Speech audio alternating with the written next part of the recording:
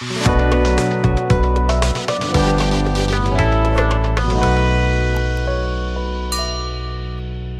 का chemical property खत्म हो गया। अब हम लोग शुरू करते हैं नॉन मेटल का फिजिकल प्रॉपर्टी के साथ।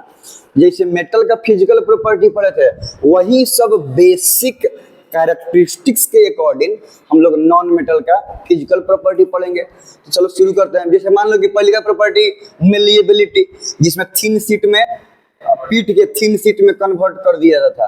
तो मेटल्स मेलिएबल होते थे, लेकिन नॉन मेटल्स मेलिएबल नहीं होते हैं, उनको थिन शीट में कन्वर्ट नहीं किया जाता है विदाउट एनी एक्सेप्शन। मतलब ऐसा भी नहीं है कि कोई नॉन मेटल है और मेलिएबल है, ऐसी बात नहीं है। तो मेटल मेलिएबल नहीं होते हैं, नॉन मेलिएबल होते हैं, कोई दिक्कत नहीं है ना। दूसरी बात ये कि अगर डक्टिलिटी की बात करें, डक्टिलिटी का मतलब ऑब्जेक्ट का वो प्रॉपर्टी जिसमें उसको थिन वायर में कन्वर्ट किया जा सके। तो मेटल डक्टाइल होते थे, लेकिन नॉन मेटल डक्टाइल नहीं होता है विदाउट अ सिंगल एक्सेप्शन। इसमें भी कोई एक्सेप्शन नहीं है। जनरली सब के सब मेटल्स नॉन डक्टाइल होते हैं, उनको थिन वायर में कन्वर्ट नहीं किया जा सकता है। मेटल सोनोरस होते थे। सोनोरिटी के मतलब वो प्रॉपर्टी जिसे स्टक करने के बाद ऑब्जेक्ट रिंगिंग साउंड प्रोड्यूस करे, कोई वाइब्रेटरी साउंड प्रोड्यूस करे, कुछ देर के लिए आवाज आए। नहीं, रिंगिंग साउंड मेटल प्रोड्यूस करते थे, तो मेटल सोनोरस होते थे, लेकिन नॉन मेटल सोनोरस नहीं होता है। सोनोरिटी प्रॉपर्टी उनमें नहीं होती है। Non metals are non sonorous, they do not produce ringing sound. Ringing sound non metal को स्ट्रक किया जाएगा तो रिंग एक बार टक में करके रह जाएगा, डन ऐसे करके। नॉन मेटल में रिंगिंग साउंड तो प्रोड्यूस होबे करेगा, अगर स्ट्रक किया जाएगा तो एक बार टक में करके रह जाएगा, लेकिन रिंगिंग साउंड प्रोड्यूस नहीं होगा। इससे मतलब ये हुआ, ठीक है। तो नॉन मेटल्स नॉन सोनोरस होते हैं। अब ये तीन प्रॉपर्टी लिख लिया जाए, ठीक है।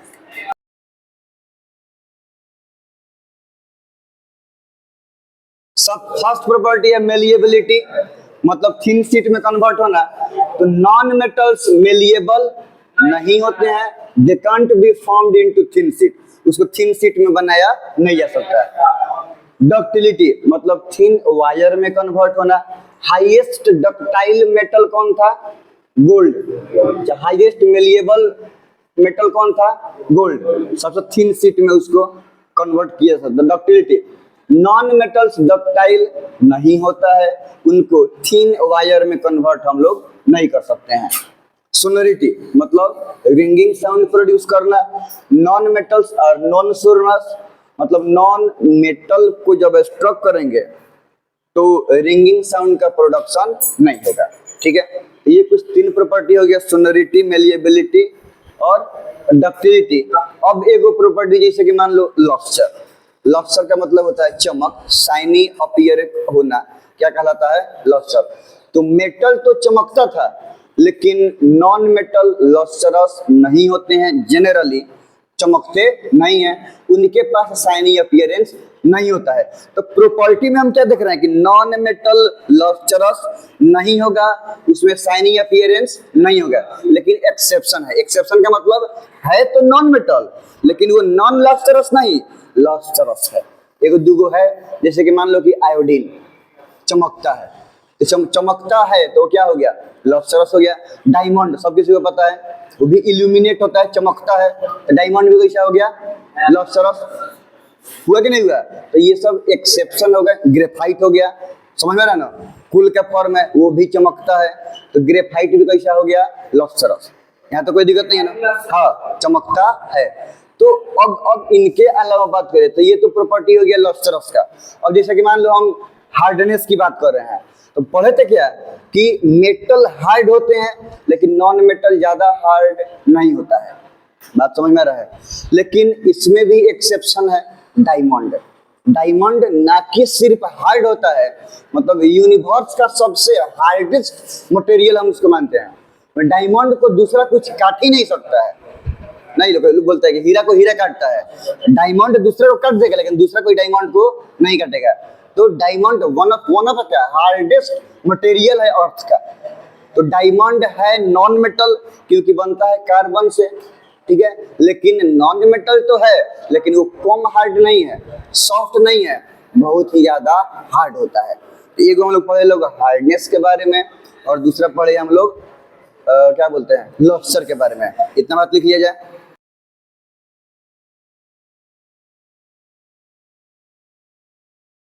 तो एक नेक्स्ट प्रॉपर्टी है lustre.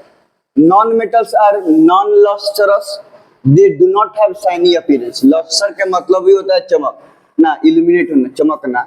Non metal generally lustrous नहीं होता है, इनके पास शाइनी अपीयरेंस नहीं होगा, लेकिन एक्सेप्शन में वही है, आयोडीन है, डायमंड, ग्रेफाइट, ये सब वो एक्सेप्शन वाला नॉन मेटल हो गया। जो है तो नॉन मेटल लेकिन उसके पास लॉस्टर प्रॉपर्टी है, शाइनी अपीयरेंस होता है। अब ये आयोडीन को ले लो, आयोडीन के लिए बोलते कि नमक में आयोडीन है, सॉल्ट जब बनता है कॉमन सॉल्ट उसमें आयोडीन यूज किया जाता है। आयोडीन की कमी से थायरॉक्सिन ग्लैंड बढ़ जाएगा, तो यहाँ पे गोइटर हो जाता है, समझ में आ रहा ना। इसलिए बॉडी को जितना रिक्वायर्ड, बहुत कम अमाउंट में, रिक्वायर्ड अमाउंट में आयोडीन चाहिए ही चाहिए। अगर आयोडीन का डेफिशिएंसी हुआ तो हम लोग को गोइटर हो जाता है, इसे गर्दन निकल जाता है, थायराइड ग्लैंड बढ़ जाता है, ठीक है। तो आयोडीन जरूरी है। आयोडीन का यूज होता है टिंचर ऑफ आयोडीन बनाने में। Tincture of iodine antiseptic solution है। कैसे डिटॉल होता है, सेवलॉन वगैरह होता है, कहीं कट छट जाता है तो इन्फेक्शन प्रिवेंट करने के लिए हम लोग डिटॉल लगाते हैं, वैसे ही टिंचर ऑफ आयोडीन सॉल्यूशन भी होता है, और कहीं कट छट जाता है तो टिंचर ऑफ आयोडीन लगा लिया जाता है। तो आयोडीन का use tincture of iodine solution बनाने में, दुकान में जहाँ पे डिटॉल मिलता है। डायमंड, डायमंड का तो सबको ही पता है, हाँ डायमंड चमकता है, तो नॉन मेटल तो है लेकिन लॉस्टर प्रॉपर्टी है। बाकी डायमंड हार्डेस्ट भी है, इसीलिए कोई चीज काटने के लिए, कटर वटर के लिए भी यूज होता है। वो कहीं हमको आई सर्जरी में भी यूज होता है डायमंड, मतलब वो सर्जरी के एकदम नोक पे डायमंड लगा रहता है, हार्डेस्ट है, उससे कोई पार्टिकल्स टूट के आंखों के अंदर में नहीं जाएगा इसलिए। बाकी सब में पार्टिकल टूट के आंखों में जा सकता है तो उसका एक अलग इन्फेक्शन हो जाएगा, चाहे एक अलग एब्रिविएशन हो जाएगा। और डायमंड का ज्वेलरी वगैरह में होबे करता है, इंगेजमेंट वगैरह होता है तो डायमंड रिंग पहना जाता है ना। खैर अभी हम लोग नसीब में तो ये सब बात है नहीं, पढ़ के आदमी खुश हो सकता है, लेकिन असली में तो बहुत टाइम ज्यादा है ना। तुम लोग कभी सोच भी मत करो, बहुत दिल्ली दूर है।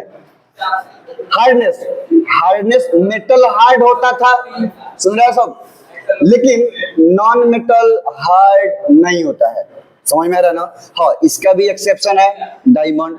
डायमंड एक्चुअली में क्या है, मेटल की नॉन मेटल, तो नॉन मेटल है तो होना चाहिए, हार्ड नहीं होना चाहिए, लेकिन एक्चुअली में ये हार्ड होता है। तो नॉन मेटल होने का एक्सेप्शन हुआ कि नहीं हुआ, अपवाद हुआ कि नहीं हुआ। तो डायमंड नॉन मेटल है लेकिन हार्ड है। हार्ड है ना, धरती पर का सबसे हार्डेस्ट सब्सटेंस है कौन, डायमंड, समझ में आ रहा है। तो ये एगो प्रॉपर्टी हो गया हार्डनेस। और नेक्स्ट प्रॉपर्टी की अगर हम बात करें तो एगो प्रॉपर्टी है डेंसिटी, समझाए थे उस दिन हम। डेंसिटी का मतलब mass per unit volume. Unit volume में मतलब 1 मीटर क्यूब में कितना मास प्रेजेंट है कोई भी ऑब्जेक्ट का, ये डिफाइन करते हैं उसके डेंसिटी को। Density mass per unit volume, समझ में आ रहा है ना, मतलब किलोग्राम पर मीटर क्यूब, यही कुछ यूनिट हो जाएगा डेंसिटी का। तो हम लोग पढ़े थे मेटल एंड नॉन मेटल में कि मेटल का डेंसिटी ज्यादा होता है, एक्सेप्शन में था सोडियम पोटेशियम, सब सॉफ्ट है, इसका डेंसिटी कम होता है। लेकिन उल्टा नॉन मेटल की अगर बात करें तो नॉन मेटल्स का डेंसिटी जनरली कम होता है, मतलब मेटल्स के कंपेयर करें तो नॉन मेटल का डेंसिटी कम होगा।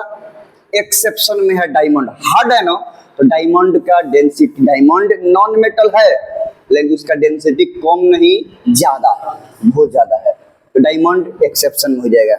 उसके बाद हम लोग पढ़ते हैं melting point, boiling point. Melting point के मतलब वो टेम्परेचर जिसपे कोई सॉलिड मेल्ट करना शुरू करता है, पिघलना शुरू करे, सॉलिड स्टेट से लिक्विड स्टेट में कन्वर्ट होना शुरू करे, उस टेम्परेचर को बोलते हैं हम लोग मेल्टिंग पॉइंट। और जिसपे कोई लिक्विड बॉयल होना शुरू हो, लिक्विड स्टेट से गैसियस स्टेट में कन्वर्ट होना शुरू हो, उस टेम्परेचर को बोलते हैं हम लोग बॉइलिंग पॉइंट।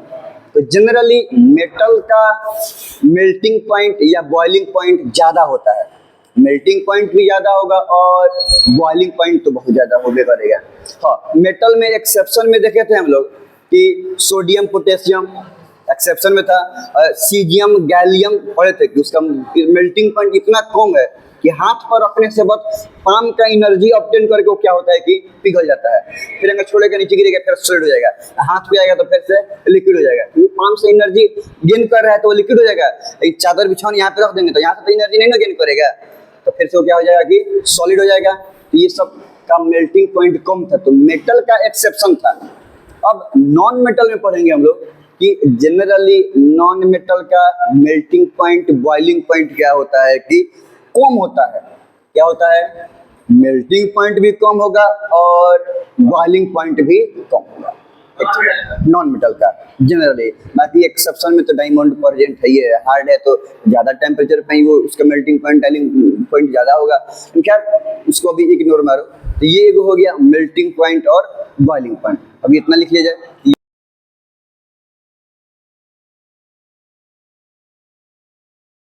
हम लोग डेंसिटी के बारे में बात कर रहे थे, मतलब mass per unit volume. Generally density of non metal are lesser, non metal density कम होता है, एक्सेप्शन में है डायमंड। मेल्टिंग पॉइंट के बारे में बात करेंगे तो वो टेम्परेचर जिसपे कोई भी ऑब्जेक्ट मेल्ट करे, सॉलिड से लिक्विड में कन्वर्ट करे। तो वैसे ही नॉन मेटल का मेल्टिंग पॉइंट भी कम होगा और नॉन मेटल का बॉइलिंग पॉइंट भी कम होगा। अब इसके बाद जाते हैं हम एक नया टॉपिक पर जिसको बोलते हैं कंडक्टिविटी, मतलब अपने से अक्रॉस किसी चीज को अलाउ करना। तो अगर कंडक्टिविटी ऑफ हीट की बात करेंगे तो नॉन मेटल हीट का कंडक्टर नहीं होता है, नॉन मेटल हीट का इंसुलेटर होता है। नॉन मेटल से होते हुए एक एंड से दूसरे एंड हीट पास नहीं करता है। अगर हम ये वाला अगर पार्ट आगे में लगाएंगे, कोई नॉन मेटल है, लकड़ी उकड़ी है, तो ये जल जाएगा, इवन यहाँ पे आगे भी लग जाएगा, लेकिन वो टेम्परेचर उसका हीट नीचे नहीं जाएगा, इसे पकड़ने में कोई दिक्कत नहीं है। समझ में आ रहा है ना? आग लगना तो दूर, अगर मेटल रहता तो थोड़ा देर के लिए आग में भी रहता है, तो यहाँ पे आग लगना तो थोड़ा ही देर के बाद इसको पकड़ने में दिक्कत होता है, क्योंकि हीट इधर से कंडक्ट होकर एक एंड से दूसरे एंड पर आ जाएगा। लेकिन नॉन मेटल में ऐसा कुछ नहीं होता है। नॉन मेटल हीट का कंडक्टर नहीं होता है, इंसुलेटर होता है। वैसे ही अगर इलेक्ट्रिसिटी की बात करें तो नॉन मेटल इलेक्ट्रिसिटी का भी इंसुलेटर होता है। मेटल को अगर एक पॉइंट इलेक्ट्रिसिटी में है, कहीं तार हो रहा है नंगे वहां पर सटा हुआ है, दूसरा छूने पे करंट मार जाएगा, क्योंकि करंट इधर से कंडक्ट होकर एक एंड से दूसरे एंड पर आ जाता है।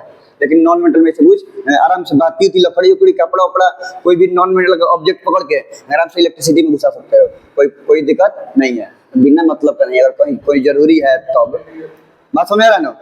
ऐसे नहीं आदमी पिलास पकड़ के इसे तारों अटता है, कभी कभी ऐसा होता है। तो पिलास का कवर किस चीज का रहता है? नॉन रबड़ उबड़ का रहता है, नॉन मेटल का रहता है।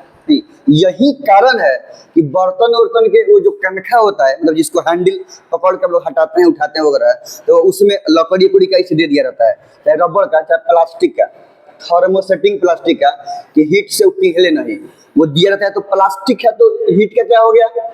इंसुलेटर। अब वो पूरा कढ़ाई गर्म हो जाएगा, पैन गर्म हो जाएगा, लेकिन वो हैंडल गर्म नहीं होगा। आराम से उसको उठा के एक जगह से दूसरी जगह हम क्या कर सकते हैं कि रख सकते हैं। इलेक्ट्रिसिटी में जितना भी अंदर का चीज तो मेटल का होगा ऑफ कोर्स इलेक्ट्रिसिटी कैरी करने के लिए, लेकिन जो हार्डवेयर होता है अपर सरफेस का वो सब बनता है प्लास्टिक वगैरह से या लकड़ी वगैरह से। अब में बोर्ड आ रहा है थर्मोसेटिंग प्लास्टिक का, पहले प्लाई का लकड़ी का बोर्ड बनता था। अभी पुराने पुराने घर पे जाकर ना जो बोर्ड लगा रहता है इलेक्ट्रिसिटी का, वो किस चीज का रहता है? लकड़ी का। तो लकड़ी से इवॉल्व हुआ तो आया प्लाई का, अब आ जाता है थर्मोसेटिंग प्लास्टिक का। तो अब ये सब चीज स्विच विच किस चीज का आता है? प्लास्टिक वगैरह का। नहीं समझ आ रहा ना? तो क्यों? इसलिए कि वो सब इलेक्ट्रिसिटी का नॉन कंडक्टर है, उससे ऑन ऑफ करेंगे, उसको छुएंगे तो अंदर का करंट हम लोग को मारने वाला नहीं है। तो हम लोग को शॉक से प्रिवेंट करने के लिए वो सब रहता है, ठीक है ना? जितना भी इलेक्ट्रिकल इक्विपमेंट है उसका हार्डवेयर रहता है प्लास्टिक वगैरह का, नॉन मेटल का बेसिकली होता है, क्योंकि नॉन मेटल इलेक्ट्रिक हीट के साथ साथ इलेक्ट्रिसिटी का भी नॉन कंडक्टर होते हैं, इंसुलेटर होते हैं। हाँ, एक एक्सेप्शन है नॉन मेटल में, ग्रेफाइट। नहीं, ग्रेफाइट जो जिससे पेंसिल का लीड रहता है, जो लिखते हैं लोग कागज पर उगता है, वो करिया का पार्ट को क्या बोलते हैं? ग्रेफाइट उसके ऊपर से लकड़ी रहता है। जो पेंसिल का लीड है ग्रेफाइट, वो है तो नॉन मेटल, लेकिन वो इंसुलेटर नहीं, इलेक्ट्रिसिटी का कंडक्टर होता है। तो ये एक कंडक्टिविटी में इलेक्ट्रिसिटी का एक्सेप्शन है ग्रेफाइट, ठीक है ना, कि वो इंसुलेटर नहीं होता है, कंडक्टर होता है। बहुत जगह इलेक्ट्रिकल ग्रेफाइट और बैटरी बहुत जगह इलेक्ट्रिकल इक्विपमेंट में भी यूज करते हैं ग्रेफाइट को, क्योंकि वो कंडक्टर है इसीलिए। इतना बात लिख लिया जाए।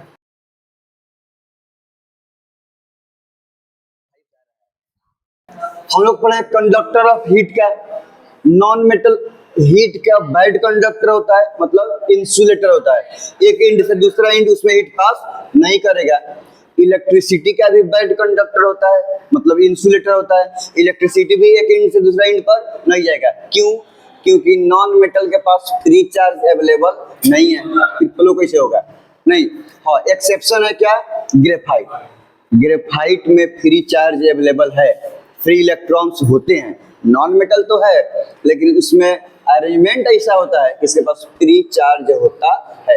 कार्बन एंड इट्स कंपाउंड में पढ़ेंगे हम लोग, ग्रेफाइट क्या मतलब एटम एक दूसरे से कैसे अरेंज होता है, तो वो पता चलेगा। तो उसी के लिए फ्री इलेक्ट्रॉन्स होने के चलते ही ग्रेफाइट नॉन मेटल है, लेकिन कंडक्टर होता है।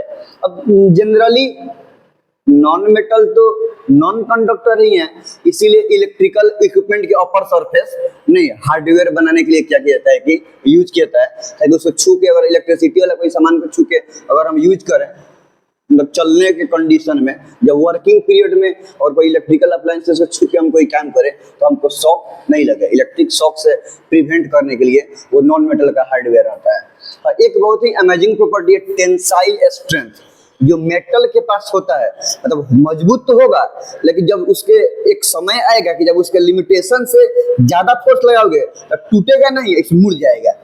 टूटेगा नहीं, ऐसे क्या होगा कि मुड़ जाएगा। लेकिन नॉन मेटल का टेंसाइल स्ट्रेंथ लो होता है, ऐसे मजबूत तो होता है ऐसे नॉन मेटल, समझ में आ रहा है ना, मतलब मेटल से कम, लेस कंपैरेटिवली, लेकिन ऐसे जब एक समय ऐसा आएगा कि जब उसके लिमिटेशन से ज्यादा फोर्स लगाओगे तो मुड़ेगा नहीं, पट से दो भाग में क्या होगा कि टूट जाएगा। तो मेटल का टेंसाइल स्ट्रेंथ ज्यादा होता है और नॉन मेटल का टेंसाइल स्ट्रेंथ कम होता है, लो होता है, ठीक है, कि जिससे वो मुड़ता नहीं है, बेंट नहीं करता है, मेटल बेंट कर जाता है। अच्छा, एक प्रॉपर्टी हम लोग पढ़े थे लोग मेटल में, कि जनरली अगर वैलेंस इलेक्ट्रॉन की बात करें तो मेटल का 1, 2 या 3 वैलेंस इलेक्ट्रॉन होता है, ठीक है। लेकिन नॉन मेटल की बात करें तो बाकी जो बच गया 4, 5, 6, 7 या 8 वैलेंस इलेक्ट्रॉन होता है जनरली, किसका? नॉन मेटल्स का। यहाँ तो कोई दिक्कत नहीं है ना। तो वैलेंस इलेक्ट्रॉन 1 से लेकर 3 तक होगा मेटल का, इसलिए मैं आसानी से दे देता है, और 4 से लेकर 8 तक होगा किसका? नॉन मेटल का। और एक और प्रॉपर्टी पढ़े थे लोग इससे रिलेटेड, कि मेटल चूंकि ऑक्टेट पूरा करने के लिए, स्टेबिलिटी के लिए वो इलेक्ट्रॉन को डोनेट करता है, वो इलेक्ट्रॉन का डोनर है, और इस तरह से मेटल का चार्ज होता है इलेक्ट्रो पॉजिटिव। मेटल नेचर में इलेक्ट्रो पॉजिटिव होते हैं। अब नॉन मेटल क्या हुआ? 2, 3 को कम है तो किसी से क्या करेगा कि ले लेगा। तो रेसिपिएंट नेचर का है, इलेक्ट्रॉन डोनेट नहीं करेगा, लेता है, रिसीव करता है। तो जब इलेक्ट्रॉन लेगा तो एक्स्ट्रा इलेक्ट्रॉन ये ले रहा है, तो इसके ऊपर एक्स्ट्रा निगेटिवली चार्ज पार्टिकल आ रहा है, तो ये निगेटिवली चार्ज हो जाएगा। इसीलिए नॉन मेटल का नेचर क्या होता है? इलेक्ट्रोनिगेटिव। मेटल इलेक्ट्रो पॉजिटिव होता है और नॉन मेटल का नेचर होता है इलेक्ट्रोनिगेटिव। और वो लेगा तो एक्स्ट्रा इलेक्ट्रॉन, तो एक्स्ट्रा निगेटिवली चार्ज पार्टिकल बढ़ेगा, तो इसलिए वो उसका निगेटिवली चार्ज हो जाएगा। तो इलेक्ट्रोनिगेटिव नेचर क्या होता है, इतना लिख लिया जाए।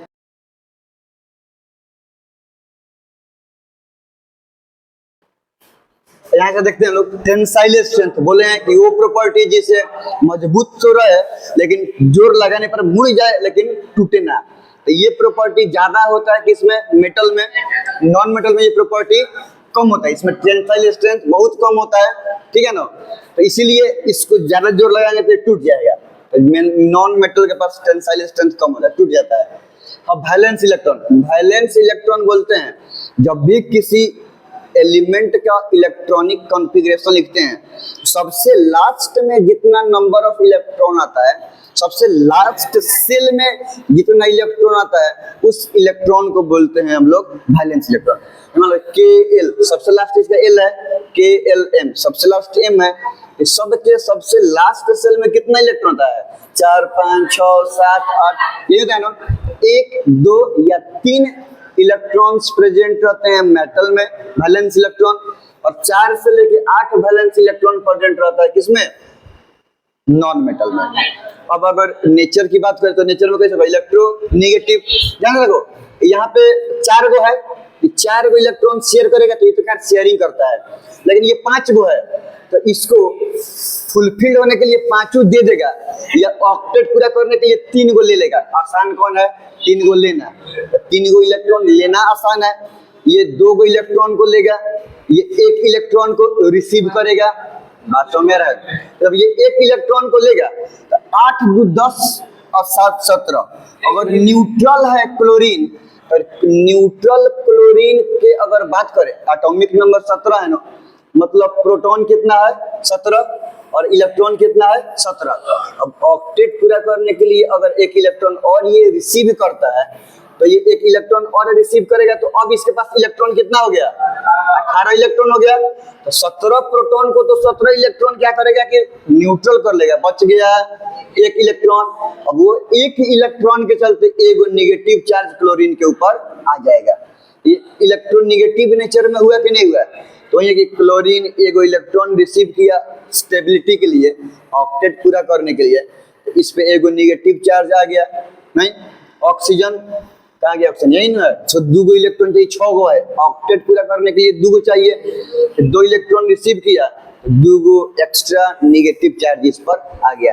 तो नॉन मेटल अगर इलेक्ट्रॉन रिसीव करता है तो उस पर एक्स्ट्रा नेगेटिव चार्ज आ जाता है। इसीलिए नॉन मेटल्स नेचर में इलेक्ट्रो नेगेटिव होते हैं और मेटल्स नेचर में इलेक्ट्रो पॉजिटिव होते हैं। ठीक है, मेटल इलेक्ट्रॉन को डोनेट करता है बॉन्ड बनाने के लिए, स्टेबिलिटी गेन करने के लिए, और नॉन मेटल या तो इलेक्ट्रॉन रिसीव करेगा या इलेक्ट्रॉन को शेयर करेगा। तो ये चीज चलता है। हम लोग मेटल में पढ़े थे कि मेटल जनरली सॉलिड होते हैं, सिर्फ एकलौता मरकरी ही एक ऐसा मेटल है जो लिक्विड स्टेट में होगा। लेकिन जहां तक बात अगर हम नॉन मेटल की करें तो नॉन मेटल सॉलिड स्टेट में भी होगा, लिक्विड स्टेट में भी होगा और गैसियस स्टेट में होगा। एकलौता ब्रोमीन ऐसा नॉन मेटल है जो लिक्विड स्टेट में होता है नॉन मेटल में। तो नॉन मेटल में जैसे हम कार्बन की बात करें, सल्फर की बात करें, फास्फोरस की बात करें, तो ये सब कौन सा स्टेट में होगा? सॉलिड। ऑक्सीजन गैस, ऑक्सीजन हो गया, नाइट्रोजन हो गया, हाइड्रोजन हो गया, ये सब कौन सा गैस हो गया? बाकी नोबेल में तो सारा है नोबेल गैस, तो वो सब गैसियस स्टेट में हो गया। और ब्रोमीन कौन सा स्टेट में हो जाएगा? लिक्विड। तो इस तरह से नॉन मेटल तीनों स्टेट में आ जाए, सॉलिड स्टेट, लिक्विड स्टेट और गैसियस स्टेट में। इतना लिख लीजिए। फिर इसके बाद देखेंगे हम लोग chemical property of non metals. ठीक है, फिजिकल स्टेट के बारे में बात कर रहे थे। तो मैटर का फिजिकल स्टेट 3 होता है, सॉलिड, लिक्विड और गैस। तो अगर नॉन मेटल की बात करें तो नॉन मेटल तीनों फिजिकल स्टेट में होता है। कुछ नॉन मेटल है जो सॉलिड में है, carbon, sulphur, phosphorus. Liquid, bromine one and only ऐसा नॉन मेटल है जो लिक्विड स्टेट में होता है। मेटल में क्या था? मरकरी। गैस, मर्क्यूरी वही ना यूज होता है थर्मोमीटर वगैरह में। गैसियस स्टेट में होगा ऑक्सीजन, नाइट्रोजन, ये सब कौन सा स्टेट में होगा? गैसियस। तो ये एक बच गया था। अब देखते हैं हम लोग chemical property of non metals.